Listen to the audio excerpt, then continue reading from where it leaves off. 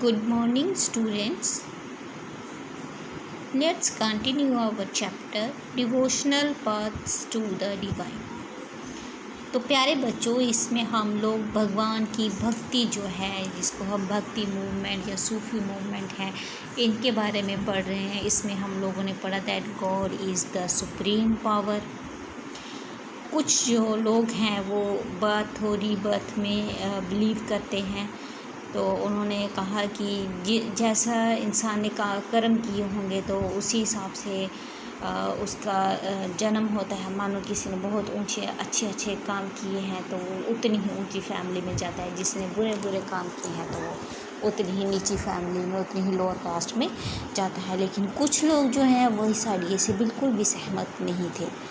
तो उन्होंने इस रास्ते को छोड़ के जो गौतम बुद्ध और जैनिज़्म है उसकी तरफ वो उनका जो ध्यान है उधर चला गया। तो इन्होंने ये जो चीज़ है इसके साथ वो कंफर्टेबल नहीं थे, तो इन चीज़ों को उन्होंने एक्सेप्ट नहीं किया।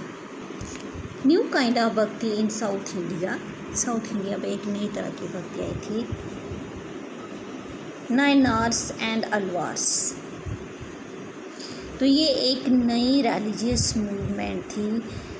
नायनार्स यानी कि वो संत जो भगवान शिव को मानते हैं, और अलवार्स यानी कि वो संत जो भगवान जो गॉड विष्णु है उसको मानते हैं। अब जो लोग इन दो तरह की कास्टों में आते थे वो जो क्या करते थे, अनटचेबल थे। यानी कि वो अनटचेबल होता है कि किसी को टच ना करना, टचेबल होता है किसी को टच करना, तो अनटचेबल हो गया किसी को टच नहीं करना। Like Puliyar and the Panars, they were sharply critical of the Buddhist and Jains. ये बुद्धिस्ट और जो जैन जिनको जो लोग मानते थे ना, ये उनका बहुत ज़्यादा उनको क्रिटिसाइज़ करते थे, उनके ऊपर कटाक्ष करते थे।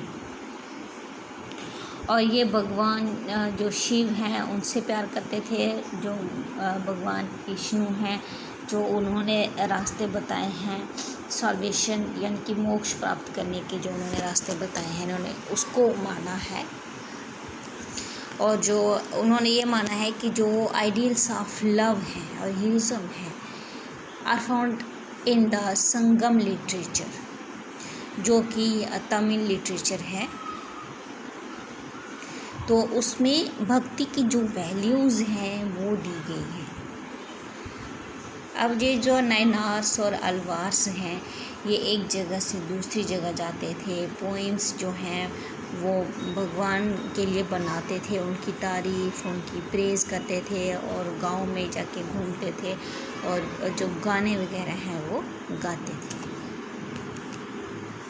उसके बाद करीब 10th और 12th सेंचुरी के बीच में चोला और पांड्या जो किंग्स हैं उन्होंने कुछ टेंपल बनाए, कुछ श्राइन्स बनाई, जहाँ पर जो संत हैं पोइट्स हैं वो स्टे करते थे। जब वही जगह से दूसरी जगह जो है वो जाते थे, तो इससे भी जो भक्ति है इसको काफ़ी मजबूती मिली और मंदिरों में वो पूजा करने लगे।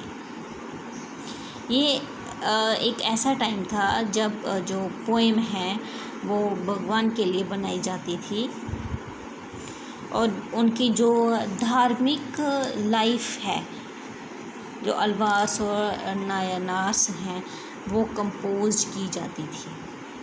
यानी कि जैसे भगवान की भी अपनी एक ज़िंदगी है तो वो उनकी ज़िंदगी को पोइम्स के ज़रिए लोगों को इलाबोरेट करके बताते थे। Today we use these texts as source of writing history of the Bhakti tradition. आज इन बुक्स को हम की भक्ति के तौर पर यानी कि उनको पढ़ते हैं और भक्ति करते हैं, उन किताबों को मानते हैं।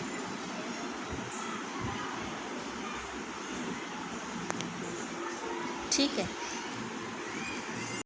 फिलॉसफी एंड भक्ति। फिलॉसफी और भक्ति क्या हैं ये दोनों चीज़ें?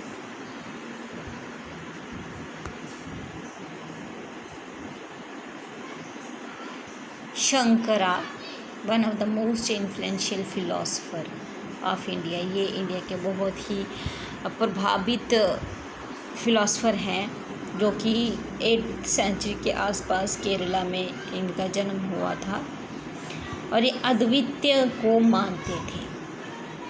ये मानते थे कि जो इंसान के अंदर की सॉल है और जो गॉड है, यही रियलिटी है और ये उसी का हिस्सा है। यानी कि जो आत्मा है ये भगवान से ही निकली हुई है, वही वो आत्मा डालते हैं इंसान में, इंसान उसी हिसाब से काम करता है। और जब वो उसका शरीर काम करना छोड़ देता है तो वो शरीर उसका छोड़ के तो वो जो आत्मा है वापस उसी सुप्रीम गॉड के पास चली जाती है। तो यही सबसे बड़ी सच्चाई है। उन्होंने जो ब्राह्मण्स हैं उनको ये जो अल्टीमेट रियलिटी है इसके बारे में पढ़ाया, समझाया। He considered the world around us to be an illusion or माया। उन्होंने कहा कि ये जो दुनिया है ये माया है, माया जाल है। And preached renunciation of the world and adoption of path of knowledge to understand the true nature of Brahman and attain salvation। तो उन्होंने कहा कि हमें ये सारी चीज़ें समझनी चाहिए और इसके पीछे की जो सच्चाई है उसको समझकर हमें मोक्ष को प्राप्त करना चाहिए। उसके बाद जो राम अनुज दूसरे फिलोसफर आए, जो कि तमिलनाडु में पैदा हुए थे करीब 11th सेंचुरी के आसपास। तो वो अलवा से बहुत ज़्यादा प्रभावित थे। According to him, the best mean of attaining salvation was through a dense devotion to Vishnu। वो उनके हिसाब से अगर हम मोक्ष पाना चाहते हैं तो हमें भगवान विष्णु की पूजा करनी चाहिए।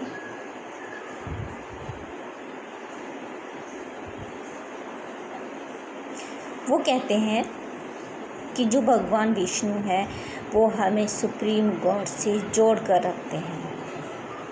और राम अनुज की ये जो डॉक्ट्रिन है इसने बहुत सारे लोगों को और भक्ति मूवमेंट को इंस्पायर किया, और नॉर्थ में ये जो आइडियाज़ हैं उन्होंने डेवलप की। ठीक है।